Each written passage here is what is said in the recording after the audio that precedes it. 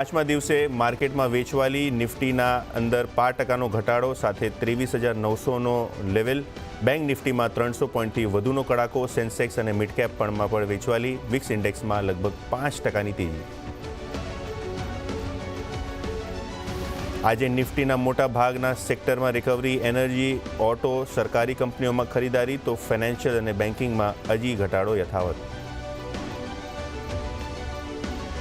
ATF એટલે કે aviation turbine ફ્યુલને GST હેઠળ લાવવા પર વિચાર. જીએસટી કાઉન્સિલની મીટિંગમાં થઈ શકે છે નિર્ણય. મેન્યુફેક્ચરર્સને મળશે ઇનપુટ ટેક્સ ક્રેડિટનો ફાયદો. સીએનબીસી બજારની એક્સક્લુઝિવ. અનંતરાજ પર મોતીલાલ ઓસવાલનો રિપોર્ટ. ખરીદારીની સલાહ સાથે 1100ના આપ્યા લક્ષ્ય. સ્ટોકમાં આવી 2% સુધીની તેજી. અને ભારતી એરટેલ 3600 કરોડની નવી ચૂકવણી સાથે સમયથી પહેલાં સ્પેક્ટ્રમની જે ડ્યુઝ છે એ સંપૂર્ણ ચૂકવણી કરી. 2024માં કંપનીએ 28,000 કરોડ રૂપિયાથી વધારેની કરી હતી પ્રીપેમેન્ટ. 2016થી બાકી હતું સ્પેક્ટ્રમનું પેમેન્ટ. સ્ટોકમાં જોવા મળી સ્થિરતા. તો આજે